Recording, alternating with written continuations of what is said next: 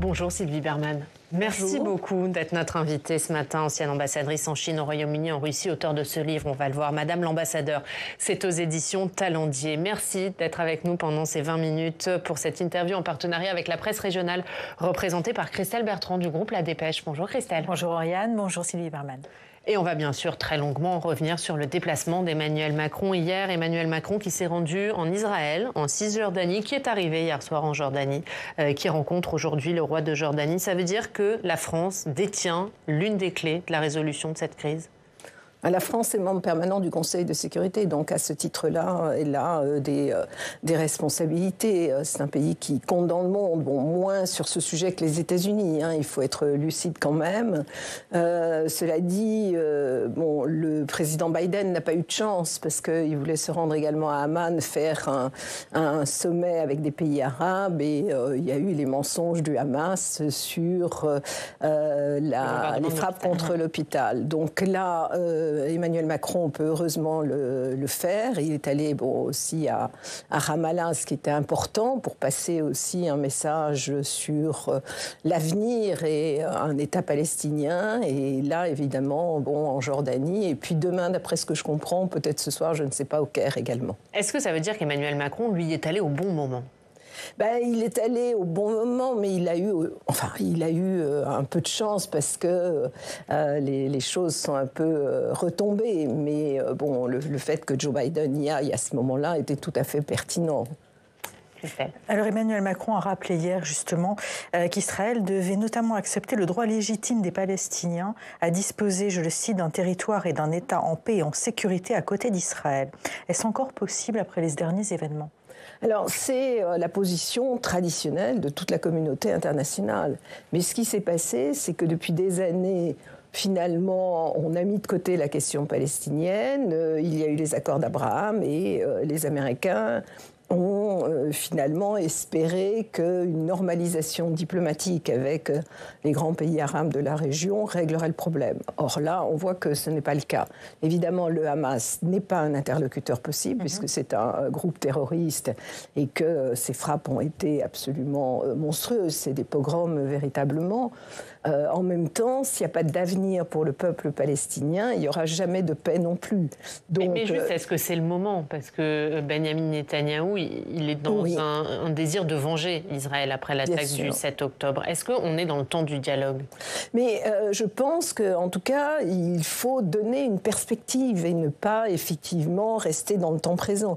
Bien sûr qu'il ne va pas y avoir de négociations de paix aujourd'hui, mais il faudra qu'on reprenne ça demain. Que la Sans Benyamin Netanyahou, est-ce que lui est à même de les mener, ces négociations ? Probablement non. C'est le problème, parce que vous n'avez pas de représentant palestinien crédible aujourd'hui, parce que le Hamas, évidemment, comme je disais, c'est un groupe terroriste, que de l'autre côté, l'autorité palestinienne, qui d'ailleurs avait été chassée de Gaza, est très affaiblie, et qu'il n'a pas beaucoup de popularité, même que Mahmoud Abbas n'a pas beaucoup de popularité, même en Cisjordanie. Mais l'avenir, c'est quand même une autorité palestinienne crédible. Et du côté Netanyahou, effectivement, il est totalement discrédité aujourd'hui. Il va rester parce que, c'est le temps de l'union sacrée, d'une certaine manière, pour ses représailles et l'élimination du Hamas, en tout cas d'une partie des structures du Hamas, parce qu'il est peu probable qu'ils arriveront à éradiquer le Hamas. Mais après, effectivement, Benyamin Netanyahou n'est pas le... C'est très difficile parce que le Hamas, c'est effectivement des structures militaires, c'est un groupe terroriste, et en même temps, les idées diffusent dans la population. Hier, Emmanuel Macron a rencontré justement Mahmoud Abbas. Est-ce qu'on peut encore s'appuyer sur lui pour négocier quelque chose dans la région ? Mahmoud Abbas, ça fait depuis 2006 qu'il n'y a pas eu d'élection. Et comme je disais, il est assez discrédité auprès des Palestiniens. À Gaza, bien sûr, mais même en Cisjordanie. La colonisation se poursuit, ça c'est la responsabilité de Netanyahou, mais c'est vrai que Mahmoud Abbas a été assez impuissant. Il a été actif pendant des années, il ne l'est plus. Comment est-ce qu'on pourrait aujourd'hui constituer une nouvelle autorité palestinienne, puisqu'il en est question ? C'est compliqué en même temps parce que bon, il y a des élections normalement pour cela et c'est pas nous qui allons faire les élections et il n'est pas sûr avec la radicalisation actuellement du peuple palestinien que le résultat soit nécessairement celui qu'on souhaite. Mais il y a dans les Palestiniens, y compris dans ceux qui sont en prison aujourd'hui en Israël, des personnalités qui pourraient être des acteurs de la paix. Emmanuel Macron qui a dit hier vouloir que la coalition internationale contre Daesh puisse aussi lutter contre le Hamas. C'est une bonne idée, c'est surprenant cette déclaration ? Alors, c'est assez surprenant. Je sais que ça a été évoqué avec d'autres pays avant, avec les États-Unis, le Royaume-Uni, l'Allemagne, l'Italie. Mais en même temps, cette coalition est associée aussi à des frappes militaires. Et bien évidemment, ce n'est pas un bon signal dans la région. Je pense que le président Macron va essayer d'expliquer de quoi il s'agit, aussi bien en Jordanie qu'au Caire. Est-ce que ça peut poser des problèmes avec les pays arabes ? Oui, bien sûr, même si les pays arabes sont membres de cette coalition, mais ça dépend comment on l'entend, si c'est des échanges de renseignements, si c'est des sanctions, si c'est le moyen de lutter contre le financement du terrorisme, ça a un sens. Mais si ça prend une dimension militaire, ça ne sera pas accepté par les pays de la région. Certains pourraient vouloir quitter cette coalition, même si ça prenait cet aspect-là. C'est un peu le risque. Pour le moment, c'est plutôt une idée. Je veux dire, c'est pas, il n'y a rien de concret, rien de structuré. Et en tout cas, je pense que le président Macron va essayer de tester ces idées auprès de ses interlocuteurs. Mais vous dites que ça a déjà été discuté avec Joe Biden et Je l'Angleterre. comprends que ça a été évoqué effectivement avec. Il n'a pas sorti hier pays. du chapeau comme ça. C'est votre impression. Des indications. Mais est-ce que oui. Est-ce que ça pourrait nous sortir du statu quo, ça ? Est-ce que ça pourrait aider ? Une coalition ? Oui. Ça dépend quelle forme ça prend, je ne suis pas sûre, mais je ne suis pas sûre que ce soit accepté par les pays arabes. Les pays arabes, en réalité, sont assez indifférents. Enfin, les dirigeants arabes sont indifférents à la question palestinienne. Mais les opinions arabes, ce qu'on appelle la rue arabe ou arabo-musulmane, elle est tout à fait en soutien non seulement de la cause palestinienne, mais malheureusement également du Hamas. Et ces dirigeants doivent prendre cela en considération. Alors Emmanuel Macron avait été l'un des acteurs majeurs au début du conflit entre la Russie et l'Ukraine. C'est lui qui avait fait les médiations. Aujourd'hui, il est beaucoup plus en retrait, en tous les cas durant les premières semaines du conflit. Comment est-ce que vous l'expliquez ? Est-ce que ce sont des causes internationales, des causes intérieures ? Je crois que, au début, il y avait l'espoir qu'il pouvait empêcher la guerre, et il a beaucoup fait pour cela, et c'est pour ça qu'il s'était rendu à Moscou. Il avait des propositions précises, y compris sur les accords de Minsk. Et à un moment, il était évident que Vladimir Poutine n'allait pas changer d'avis, et que, du coup, le président de la République a évolué sur ce point. Aujourd'hui, il est en soutien total de Volodymyr Zelensky. Et c'est difficile d'exercer une médiation. Aujourd'hui, on se sent beaucoup plus en retrait sur le conflit israélo-palestinien. Pardon ? Oui. Aujourd'hui, on l'a senti, en tous les cas, les premières semaines, beaucoup plus en retrait sur le conflit israélo-palestinien. C'est plus compliqué parce qu'il y a des enjeux intérieurs qui sont complexes. C'est évident qu'il y a des... Je ne pense pas qu'il était en retrait, mais je pense qu'il attendait. Vous vous souvenez également qu'il y a quand même eu cet attentat d'Arras sur la scène intérieure, et c'est une des raisons pour lesquelles il ne pouvait pas aller non plus rapidement en Israël. Il est très conscient non pas des risques d'importation, c'est un fait, dans les sociétés occidentales, et il se trouve que la France a à la fois la plus grande communauté arabe et la plus grande communauté juive. Et donc c'est un sujet extrêmement sensible. Parce que justement, certains lui reprochent de ne pas avoir des positions aussi tranchées que, par exemple, on fait beaucoup référence en ce moment à celle de Jacques Chirac lors de son déplacement en 1996. Est-ce que c'est parce que les choses ont changé ? Pourquoi est-ce que la position de la France aujourd'hui, qu'on accuse d'être un peu trop alignée sur les États-Unis, est celle-là ? Je ne suis pas sûre que la France soit alignée sur les États-Unis. Il s'est passé quand même quelque chose de monstrueux le 7 octobre, encore une fois, qui s'apparente à un pogrom, qui est un acte non pas de résistance, mais un acte de terrorisme. Et il est logique d'apporter un appui, une solidarité à Israël. En même temps, il a rappelé quand même la nécessité de reprendre les discussions en vue d'un accord de paix et en particulier d'un accord palestinien, d'un État palestinien. Et il l'a dit d'ailleurs à Benjamin Netanyahou, mais également à Yair Lapid et aux autres dirigeants qu'il a rencontrés qui font partie maintenant de cette... Vous n'avez pas le sentiment que la crainte d'emporter le conflit en France ne justifie son positionnement à l'international ? C'est en tout cas quelque chose qu'il a nécessairement en tête. Il ne peut pas l'ignorer. On l'a vu dans les rues de Paris. Mais en même temps, dans la mesure où c'est une position qui est quand même équilibrée, c'est-à-dire, encore une fois, d'un côté, un soutien très clair à Israël et en même temps la promotion d'un État palestinien et puis du respect du droit humanitaire, du droit international humanitaire, le refus d'une punition collective. Je crois que là, sa position est très claire vis-à-vis des Palestiniens. Alors, aujourd'hui, oui. Emmanuel Macron est à Amman. Qu'est-ce qu'on peut attendre de la Jordanie, concrètement, dans ce conflit ? La Jordanie, c'est évidemment un pays important. C'est un des premiers à avoir accepté la normalisation avec Israël, de même que l'Égypte. Donc, la Jordanie compte. Et on a vu qu'à la réunion du Caire, le roi Abdallah avait tenu un discours extrêmement dur contre les Occidentaux. Donc, de toute façon, le dialogue est fondamental. Vous ne réglerez pas les misunderstandings, les incompréhensions, les malentendus sans dialogue. Donc, de toute façon, il faut parler.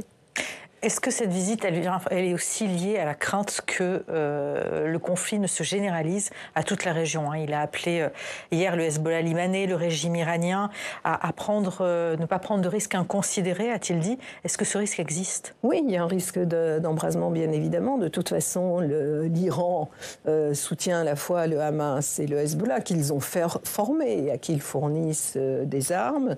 C'est un pays qui souhaite la destruction d'Israël. Quel rôle il joue l'Iran ? Parce qu'il alerte les États-Unis, Israël sur le risque d'embrasement, justement. Est-ce que c'est un peu le pompier pyromane ? Oui, c'est une forme de chantage qui est exercée par l'Iran, effectivement. Je ne suis pas sûre que dans les circonstances actuelles, le Hezbollah ait très envie d'une nouvelle guerre, après celle de 2006. En même temps, il y a des escarmouches et le Hezbollah est beaucoup plus armé, beaucoup plus fort que ne l'est le Hamas. Donc il y a un risque. Oui, bien sûr, il y a toujours un risque. Maintenant, l'Iran passe son temps à appeler à la destruction d'Israël. C'est une chose de tenir des propos virulents et une autre d'intervenir directement. Mais en tout cas, le message doit être clair et c'est la raison pour laquelle les Américains ont envoyé deux porte-avions. Sur les risques économiques ? Oui, certains s'inquiètent en effet de l'impact économique de ce conflit. Est-ce que ça peut prendre une ampleur importante, d'après vous ? Alors, les conséquences économiques, il n'y en a plus pour les États-Unis. D'ailleurs, c'est pour ça qu'ils se sont désintéressés du Moyen-Orient, puisque avec le gaz de schiste, ils sont totalement autonomes. Avant, ça les intéressait pour cette région-là. Pour cette raison-là, est-ce que ça aura des conséquences en Europe ? C'est difficile de le dire. Certains parlent d'une crise qui pourrait être d'ampleur. Sur le plan économique ? Oui. On l'avait dit déjà pour la guerre avec l'Ukraine et la fin du gaz russe. Là, il y a plus de diversification des approvisionnements malgré tout. Et je ne sais pas si ça va générer une crise économique, mais en tout état de cause, ça aura des conséquences, y compris en Europe. Sur ce qui se passe à l'ONU, on a vu l'ONU divisée. On a entendu hier à nouveau les États-Unis afficher leur soutien très clair à Israël. L'ONU qui appelle à un cessez-le-feu humanitaire immédiat, ce qui a mis en colère Israël. Est-ce qu'il peut sortir quelque chose de l'ONU ? Est-ce qu'il sert à quelque chose dans ce conflit ? Alors, l'ONU est très utile par ses agences qui interviennent, que ce soit le PAM, l'OCHA ou toutes ces agences humanitaires, le HCR. En revanche, le Conseil de sécurité est aujourd'hui totalement paralysé. Il l'était déjà sur le Moyen-Orient parce que jamais les États-Unis n'acceptaient de condamnation d'Israël. Et puis, il l'est aujourd'hui sur la Russie et l'Ukraine. Et c'est vrai qu'Israël se méfie beaucoup des Nations Unies. Donc c'est très difficile aujourd'hui. Je pense qu'après ces crises, aussi bien en Ukraine qu'entre Israël et c'est Israël et le Hamas, pas la Palestine dans son ensemble. Je pense qu'il faudra reconstruire cette gouvernance internationale et le Conseil de sécurité. Est-ce que le Conseil de sécurité de l'ONU aujourd'hui, il sert encore à quelque chose? On a d'un côté des vétos, soit russes, soit chinois, de l'autre vétos des États-Unis, des Occidentaux. Est-ce que il est encore utile? Non, aujourd'hui, il est totalement paralysé. Mais ça ne veut pas dire qu'on n'a pas besoin d'une gouvernance internationale. Et je pense que demain... Mais ça veut dire quoi, qu'il faut revoir les règles de fonctionnement de l'ONU? Il faut surtout élargir le Conseil de sécurité. À d'autres pays? À d'autres pays. Il ne représente plus le monde actuel, c'est le monde de 1945. Lesquels? Des pays comme l'Inde, comme le Brésil? Les pays comme l'Inde, comme le Brésil. Il y avait un groupe de 4 États, on appelait ça le G4. Il y avait aussi le Japon, l'Allemagne, des pays d'Afrique également. Je pense l'Afrique du Sud, peut-être d'autres pays. Et oui, il faut regarder en fait un petit peu aussi la composition des BRICS. Parce que c'est révélateur de ce qu'est le monde aujourd'hui. Les États-Unis, qui, on le disait hier devant le Conseil de sécurité de l'ONU, ont affirmé une nouvelle fois leur soutien clair à Israël. Est-ce qu'en faisant ça, ils prennent le risque de se mettre à dos le monde arabe? Oui, mais d'abord, ils l'ont toujours fait. Ils ont toujours été clairement le principal soutien d'Israël. Mais c'est ça aussi qui autorise les Américains à avoir une position plus équilibrée et demander à Israël, comme l'a fait Joe Biden, de ne pas commettre les mêmes erreurs que les Américains après le 11 septembre, c'est-à-dire de lancer cette guerre en Irak qui a déstabilisé tout le Moyen-Orient et qui était une guerre absolument sans raison. Donc ça permet, en tant qu'amis, de tenir un langage plus ouvert et en même temps, à partir du moment où ça reste la plus grande puissance et la plus grande puissance militaire, les pays arabes en tiennent compte aussi. Mais est-ce que s'il y a perte d'influence des États-Unis, ça peut profiter à la Russie et surtout à la Chine, vous qui connaissez bien ces pays? Oui, le monde, effectivement, a évolué. La guerre en Ukraine a été un révélateur, puisqu'on a vu que les pays du Sud ne soutenaient absolument pas le camp occidental. Donc les choses ont déjà évolué. C'est vrai qu'on va vers un monde multipolaire et qui est plus dans l'intérêt de la Chine et de la Russie, oui, très clairement. Alors vous avez été ambassadrice en Russie, vous connaissez bien ce pays. De votre point de vue, quel est le rôle aujourd'hui de Vladimir Poutine dans ce conflit? C'est un sujet qui est beaucoup questionné. Tout le monde n'apporte pas les mêmes réponses. Oui, mais je pense que c'est plutôt pour lui un effet d'aubaine, parce que ça détourne de la guerre en Ukraine, que ces massacres épouvantables laissent un petit peu oublier les crimes de guerre de la Russie. Mais je ne pense pas qu'ils attisent véritablement le conflit. Autrefois, il n'y a pas si longtemps... Certains ont accusé d'avoir soutenu le Hamas dans cette attaque. Vous pensez que c'est possible, ça? Je ne pense pas qu'il ait soutenu le Hamas dans cette attaque. En revanche, à l'époque où j'étais à Moscou, il y a 3-4 ans, la Russie était le pays qui avait des contacts avec le plus de dirigeants du Moyen-Orient, avec tous, sans exception. Il pouvait parler avec tous. Il organisait d'ailleurs des rencontres avec des Palestiniens.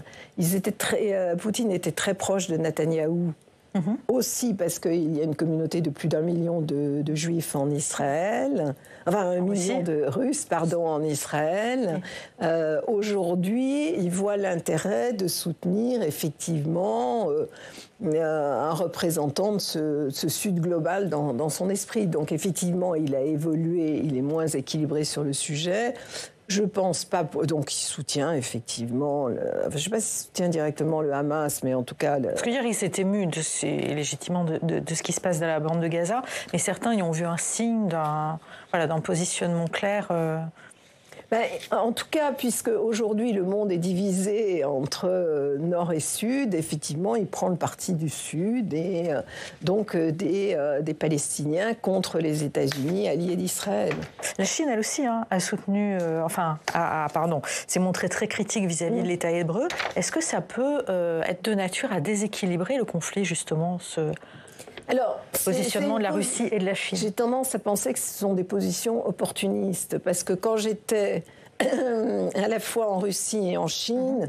Ils avaient des relations excellentes avec Israël également. Et ils n'avaient pas beaucoup de préoccupations pour ce qu'on appelle la question palestinienne. Qu'est-ce qui a changé? Parce que c'est revenu sur le devant de la scène et qu'on voit les réactions des pays du Sud et des pays arabes. Et que la Chine, comme la Russie, tiennent à maintenir leurs relations avec ces pays-là. Avant tout avec les pays arabes. Avant tout avec les pays arabes. Dernière question, Christelle. Oui, on s'est aussi beaucoup questionné ces derniers jours sur la santé de Vladimir Poutine. Qu'est-ce que vous en savez? Vous avez sûrement des contacts là-bas encore. Bon, ça fait plus de 10 ans ou 15 ans qu'on se soucie de la santé de Vladimir Poutine. Donc, pour le moment, je pense que... Vous n'avez pas d'informations particulières là-dessus. Plutôt bien. Non, mais à l'époque où j'y étais, on me disait, voilà, il est malade. C'est un sujet récurrent. C'est un sujet récurrent. Il faisait beaucoup de sport, il était plutôt en forme. Bon, aujourd'hui, moi, je n'ai pas d'informations particulières, mais je pense que pour certains, c'est plutôt un désir, et donc il faut regarder la réalité plutôt que nos désirs. Bien sûr.